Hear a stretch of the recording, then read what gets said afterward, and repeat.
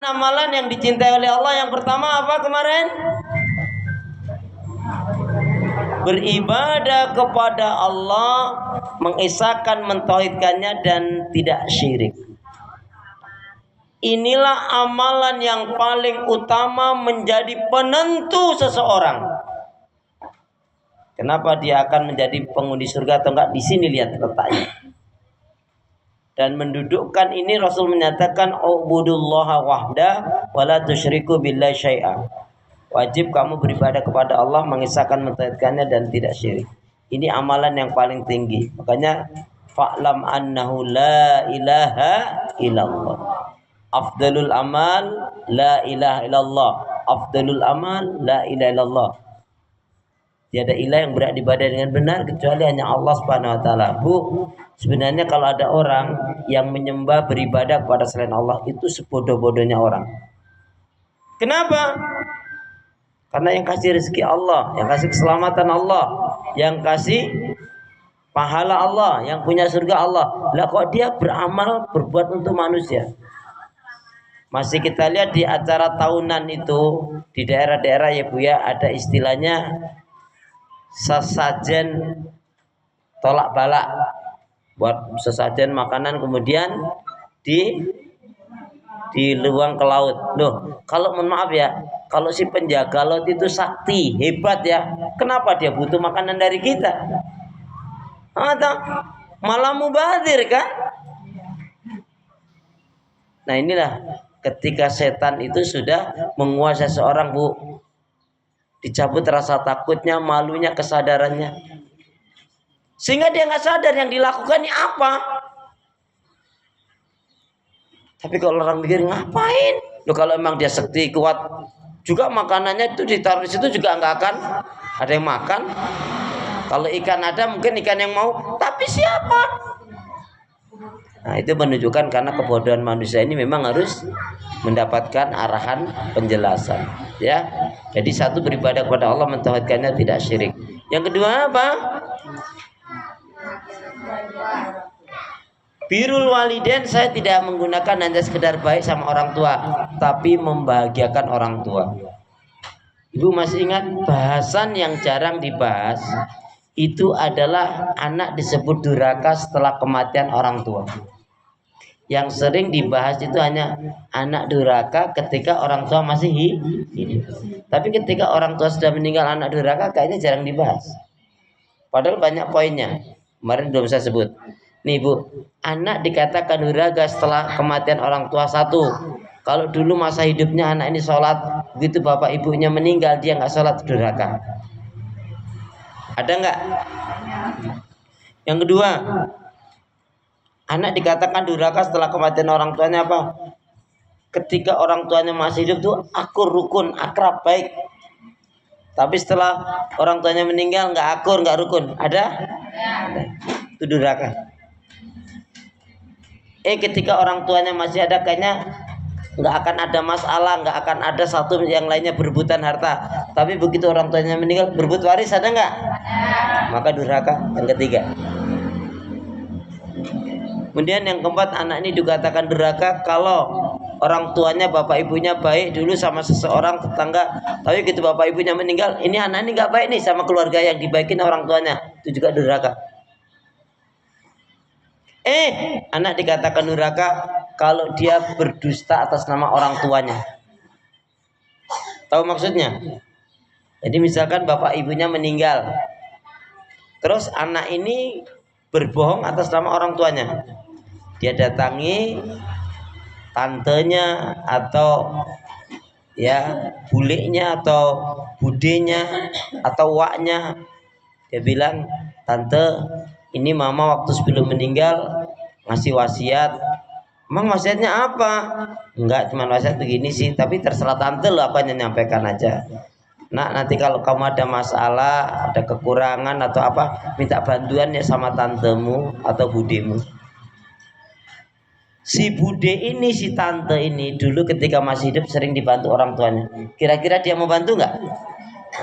Tapi bohong nggak ini? Nah, ini durhaka. dia berbohong atas nama orang tuanya, dia termasuk durhaka. Mohon maaf Bu, dan yang didapatkan itu termasuk haram. Ya. Gimana orang tuanya dulu baik sama si tante ini atau bude ini, mesti dia akan kepikir, ya Allah, ya aku dulu sering dibantu. Ini keponakanku ini, ya, sekarang memang nggak udah punya siapa-siapa. Nah, itu kan akan terenyuh kan Bu. Tapi yang dilakukan ini adalah dusta. Lain dia tidak nyebut-nyebut gitu, kecuali dia bilang ini, tante, Budim, ya mohon bantuannya ya, kalau aku ya kalau bisa tiap bulan bantu apa untuk sekolahnya, apa untuk listriknya, apa untuk SPP-nya. Tapi dia nggak menyebutkan dulu mama wasiat. Itu malah nggak apa-apa.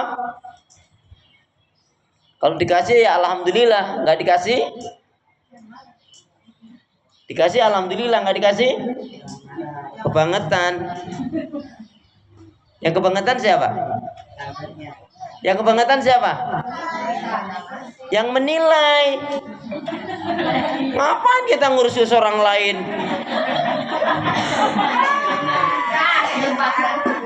Halo? Kenapa nggak sampai ke situ ya? Nah iya dong, apa kita urusan nilai-nilai orang lain? Bangetin. Assalamualaikum. Ya Allah, ya Allah. Asik kamu ya. Terus termasuk durhakanya anak ketika orang tuanya sudah meninggal, Pak. Nah, ini Bu, banyak beberapa tempat ya, setidaknya adalah, yaitu yang mencabut kembali waris atau wakaf, ya, mencabut wakaf atau wasiat dari orang tuanya. Ada? Ngeri itu Bu. Ya kalau yang udah meninggal selesai, pahalanya tetap mengalir. Tapi si anak ini durhaka dia. Makanya apa? Bahasan ya. Ya, Waalaikumsalam warahmatullahi wabarakatuh. Ya, akhirnya datang juga ya. Bu, bahasan tentang durhaka terhadap anak ini ternyata jarang loh Bu dibahas. Loh, itu walaupun rajin ngaji, maaf nih ibu-ibu ini perhatiin tuh.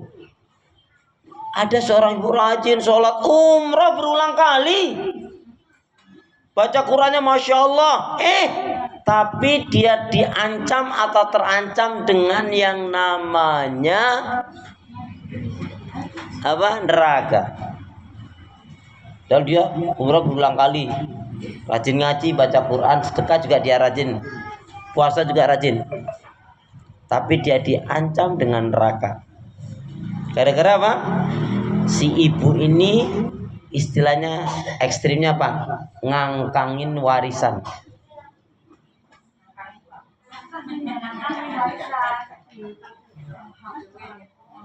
Ini yang bahasanya memang vulgar. Tahu ngangkangin warisan?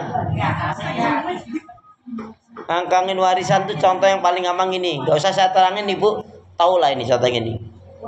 Suaminya meninggal, berarti kan dia meninggalkan istri dan anak, ya kan? Dia punya warisan kan? Terus si ibunya tadi bilang ini, selama mama masih hidup, bukan melotot-melotot gitu lagi. Rumah ini, kendaraan ini, pabrik ini, kontrakan ini, sawah ini, gak boleh dijual. Ibu dalam pandangan hukum memang secara biologis itu anak kandungnya sendiri, ya enggak? Tetapi dalam pandangan hukum ini adalah anak yatim. Kira-kira ada enggak seorang ibu yang seperti itu? Ada enggak? Mana?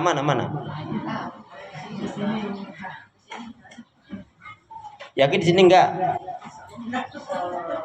Datanya satu-satu. Itu ngangkangin warisan. Ya, kalau ngasih sedikit tuh ngangkang itu semuanya.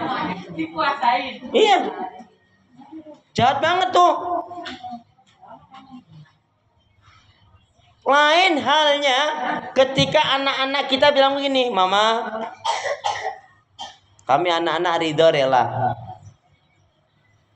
Selama mama masih hidup, mama masih sehat, ini rumah, ini kontrakan misalkan ya, ini sawah, ini ladang, ini toko, ini pabrik, semua penghasilannya untuk mama. Yang penting mama sehat, gunakan untuk ibadah. Kalau anak kita yang mengatakan, berarti kita bersyukur punya anak yang baik, solihah. Amin, gitu dong. Amin. Lama banget sih. Kenapa harus aba-abain dulu? Ya. Tuh. Nah, terus termasuk anak yang dikatakan anak durhaka adalah kalau anak itu, Bu, jarang ngedoain orang tuanya. Jarang ngedoain orang tuanya. Doa untuk orang tua itu 6. Coba saya mau tanya, doanya gimana untuk orang tua yang sudah meninggal? 6. Jangan tanya lagi, doa yang mana? Doa yang mana?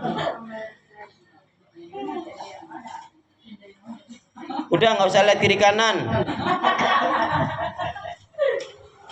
Ayo doa untuk yang orang tua kita yang sudah meninggal. Doa untuk orang tua yang sudah meninggal 6. Gimana? Paling tidak itu.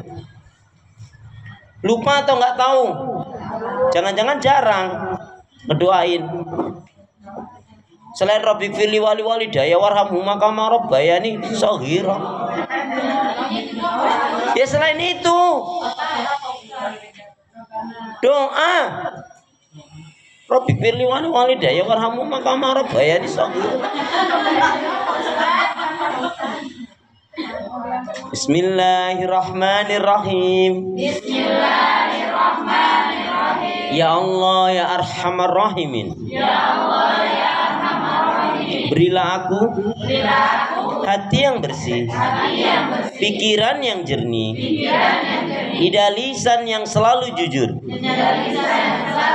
akhlak yang mulia, hidup dan mati dalam ketaatan, keimanan, ibadah, sabar, dan syukur.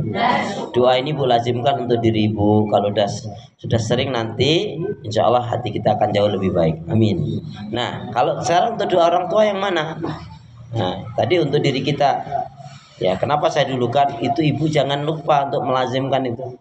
Ya Allah ya Rahman Rahimin, berilah aku hati yang bersih, pikiran yang jernih, lidah lisan yang selalu jujur, akhlak yang mulia, hidup dan mati dalam ketaatan, keimanan, ibadah, sabar dan syukur. Sekarang yang untuk orang tua. Bismillahirrahmanirrahim. Bismillahirrahmanirrahim. Ya Allah ya Arhamar Rahimin. Ya Allah ya Arhamar Rahimin. Ampunilah kesalahan dan dosa kedua orang tuaku. Terimalah amal kebaikan ibadahnya. Berikanlah nikmat kubur atasnya. Jauhkan, bebaskan dari azab kubur.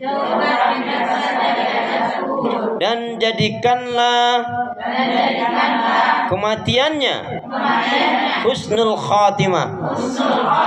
Dan tempatkanlah di sisimu di tempat yang mulia. 6. Amin. Doa ini Ibu cukup sekali baca pada subuh. Ya. Ya Allah ya Arhamar Rahimin, ambillah kesalahan dosa kedua orang tuaku. Terimalah amal kebaikan ibadahnya.